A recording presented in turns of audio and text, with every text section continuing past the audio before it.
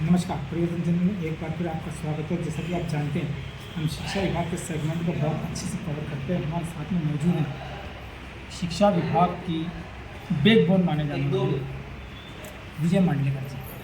आप व्याख्याता से लगाकर प्राचार्य और प्रभारी जिला शिक्षा अधिकारी से लगाकर जो सीएम हेल्पलाइन से लगाकर तमाम कमेटियों में रहे हैं और बेहद महत्वपूर्ण भूमिका उन्होंने निभाई।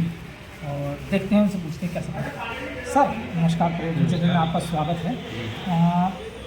पूरे शिक्षा विभाग में आपने काफ़ी अच्छा समय दिया, अलग अलग जिलों में काम किया, कैसा रहा है सफर? ये सफ़रनामा बहुत ही अच्छा रहा और निश्चित रूप से मैं कह सकता हूँ कि शिक्षा के क्षेत्र में मैंने बहुत कुछ काम किया है और विशेषकर बच्चों के हित में मैंने ज़्यादा काम किया है, क्योंकि शासकीय विद्यालयों में ऐसे बच्चे आते हैं जो वास्तव में ऊंची फीस नहीं दे पाते। ऐसे बच्चों को हम चाहते हैं कि अच्छी से अच्छी शिक्षा मिले और आने वाले समय में भी शिक्षा के क्षेत्र में ऐसा ही काम हम करते रहें और विद्यालयों को गुणवत्तापूर्ण शिक्षा हम दे पाए, इस दिशा में हम जरूर काम। आपको पूरे मध्य प्रदेश में एक प्रयोगधर्मी प्राचार्य के रूप में जाना जाता है, चाहे वो गरीब बैंक का मामला हो, चाहे सरकारी स्कूल में जो है समर कैंप का मामला हो, या और भी बहुत सारी बातें।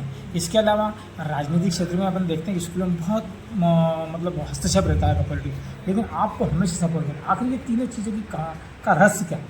एक्चुअली क्या है कि मैंने इन तीनों चीज़ों की भी सामंजस्य बिठाने का प्रयास किया जी। मैंने ये देखा कि जन भागीदारी के बिना शिक्षा चल नहीं सकती। जी। मैंने विशेषकर पालकों से संपर्क किया, जन भागीदारी नेताओं से मैंने संपर्क किया जी। और उनको साथ में लेकर, पालकों को साथ में लेकर, विद्यार्थियों के साथ में लेकर और शिक्षकों को साथ में लेकर मैं लगातार आगे बढ़ा और मैंने देखा कि मैं उसमें सफल हुआ और शिक्षा के क्षेत्र में मैं आगे बढ़ गया। जैसे आपने गरीब बैंक का एक प्रयोग किया है ना, और ज़रा और इसके अलावा जो है सरकारी स्कूल में पहली बार कहीं मेरे ख्याल से समर कैंप हुआ होगा उस ज़माने में जब, लेकिन क्योंकि सरकारी स्कूलों में आमतौर पर ऐसा था कि शासकीय कर्मचारी जोखिम लेने से डरते हैं, लेकिन आपने जो है हमेशा नए नए प्रयोग किए और सबको साथ के। मोदी जी तो बाद में बोलते हैं कि सबका साथ सबका, आपने तो उस ज़माने में ये चीज़ें कर दी। तो ये सब चीज़ें और आगे लोगों को प्रेरणा करें, इसको लेकर कुछ बताएं। ये एक्चुअली क्या है कि मैं जिस विद्यालय में रहा विगत 13 वर्षों से, जी, तो उसमें ये रहा कि मैं अल्पसंख्यक समुदाय के बीच ज़्यादा रहा, जहाँ पर मैंने देखा कि बहुत ही गरीब बच्चियाँ पढ़ने आती हैं, तो मैंने गरीब बैंक का वहाँ पर प्रचलन चालू किया, जिसके कारण गरीब बच्चियों को फ़ायदा हो सके। दूसरी बात, बच्चियों जो आती थी उनमें उपस्थिति बहुत कम होती थी, तो मैंने इनामी योजना प्रारंभ की जी, और उस इनामी योजना के तहत वो बच्चियाँ जो शुरू में बहुत कम आती थी, 10 या 15% आती थी, बाद में वो संख्या बढ़ती चली गई और 95% तक हमारी उपस्थिति चली गई और जिसका परिणाम ये हुआ कि हमारे परीक्षा परिणाम बेहतर आए। स्कूलों में एक बहुत अच्छा हेल्दी एटमॉस्फेयर दिया, इसके लिए आपको क्षेत्रीय पार्षद अंसार अंसारी का भी काफ़ी अच्छा सहयोग मिला। इकबाल चप्पू हैं, वो भी समाज सेवी हैं, बोहरा समाज के, काफ़ी उनका भी अच्छा सहयोग मिला। और ऐसे कौन कौन लोग थे जिनको कि मैं याद नहीं है या मुझे जानकारी में नहीं आया? ऐसे काफ़ी सारे लोग थे जी। क्षेत्रीय विधायकों ने भी हमें बहुत सहयोग प्रदान किया।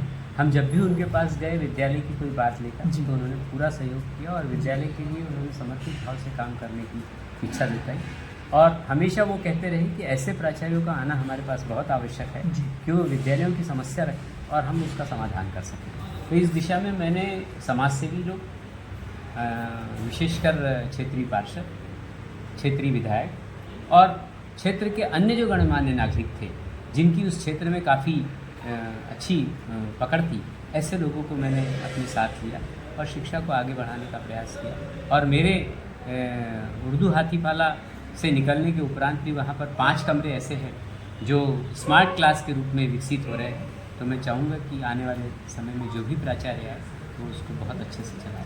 यही शुभकामनाएं। सीएम हेल्पलाइन जैसे मामले हैं, अपन देखते हैं कि तमाम जिलों में कलेक्टर के हाथ से डांट खाते हैं, लेकिन आपने 2 बार मरकज से इंदौर को अव्वल बनाया है। इसके पीछे अपनी क्या रणनीति रही? एक्चुअली क्या है कि सीएम हेल्पलाइन एक ऐसा सरकार का एक ऐसा मुद्दा है जिसमें सरकार चाहती है कि सीएम हेल्पलाइन के माध्यम से बहुत सारे जनजीवन की समस्याओं का वो समाधान करे।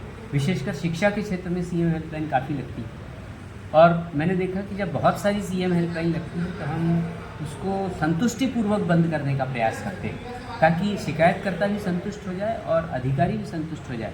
और ऐसा करने से ही हुआ कि जब हम सीएम हेल्पलाइन की शिकायतें संतुष्टिपूर्वक बंद करने लग गए तो इंदौर का नाम आगे बढ़ता चला गया और हमने प्रदेश में उसको अव्वल स्थान दिलाने का प्रयत्न किया। एक बार तो पूरे प्रदेश में हम अव्वल रहे, उसके बाद से हम लगातार तीसरे नंबर पर रहे, दूसरे नंबर पर रहे और लगातार हम 6वें 7वें नंबर पर रहे। और अब भी सीएम हेल्पलाइन में इंदौर जिला अव्वल नंबर पर है। विगत महीने में भी हम 7वें नंबर पर थे और हमने सीएम हेल्पलाइन की शिकायतें समाधान करने में और उसको फोर्स क्लोज करने में हमने बहुत मेहनत की और जिसके कारण कि इंदौर जिला शिक्षा विभाग जो है तो सीएम हेल्पलाइन में करंट। मेरा अंतिम क्वेश्चन है, और चूँकि अब आप VRS भी हो गया, सेवानिवृत्ति हो गई, इसलिए प्रोटोकॉल वाला मामला नहीं है। तो CR आपने लिखी, लगातार 5-6 साल लिखी, और आमतौर पर एक चीज़ जो जहाँ तक मैं टेक्निकल चीज़ को समझता हूँ कि अधिकारी कहता है कि यार CR लिख देना, मैं साइन कर दूँ, लेकिन CR लिखना, और हमेशा लोग मतलब जितने भी अधिकारी हैं वो CR लिखने से घबराते रहे। ऐसे में ये मतलब एक महत्वपूर्ण और विश्वसनीय दायित्व आपने कैसे निभाया, उसमें कहीं कोई दिक्कत है? एक्चुअली हुआ यह कि जो भी जिला शिक्षा अधिकारी यहाँ पर आए जी, उन सारे जिला शिक्षा अधिकारियों के जब मैं संपर्क में आया तो उन्होंने देखा कि ये जो भी गोपनीय बात है उसको कभी भी बाहर नहीं करते जी, और वो जो उनको जो मार्किंग करनी होती है जी, वो उन्होंने कुछ पॉइंट्स जब हम मुझे बताए तो उन पॉइंट्स पर मैं चलता चला गया जी, और आगे मैंने देखा कि उस पॉइंट के आधार पर उनको CR में एक मुझ पर विश्वास बनता चला गया जी, कि ये व्यक्ति जो CR लिख रहा है या CR के बारे में जो फाइलिंग कर रहा है जी, तो उसके कारण हमारे विभाग को और विशेषकर उनके पद को कभी कोई छवि जी, उनकी खराब नहीं जी। होगी। इसलिए उन्होंने भरपूर विश्वास किया जी। और जिसके कारण कि यहाँ पे विगत और भी बहुत सारे जिला शिक्षा अधिकारी रहे जी, जिन्होंने ये दायित्व मुझे सौंपे और मैंने उसको बखूबी निभाया, जिसके कारण मैं उनकी नज़र में एक विश्वास पात्र उनके सेवक के रूप में मैंने काम किया। जी। धन्यवाद मांडलेकर जी। मांडलेकर जी लगभग 3 दशक तक अपने शिक्षा के क्षेत्र में नए नए प्रयोगों को लेकर इंदौर जिला संभाग यानी पूरे प्रदेश में जाने जाते हैं, और अपने इन 3 दशक कार्यकाल में उन्होंने कई कलेक्टरों और कई जिला शिक्षा अधिकारियों के साथ काम किया और हर जगह अपनी विश्वसनीयता और अपने काम की एक खास प्रकार की कार्यशैली की छाप छोड़ी। शिक्षा विभाग को आने वाले समय में निश्चित रूप से उनके जैसी विश्वसनीय, हालांकि वे कह रहे हैं कि तो उसके बाद भी हर प्रकार की मदद से करें, लेकिन शिक्षा विभाग का एक महत्वपूर्ण अंग फिलहाल तो आज के बाद अलग हो गया, और शिक्षा विभाग को ऐसी में किसी व्यक्ति को ऐसी विश्वसनीय हासिल करना मुश्किल तो नहीं है, नामुमकिन भी है। परिवर्तन चैनल के लिए संजय नजान, रितेश चंदेल, हर्ष प्रजापति की रिपोर्ट। धन्यवाद, जय हिंद।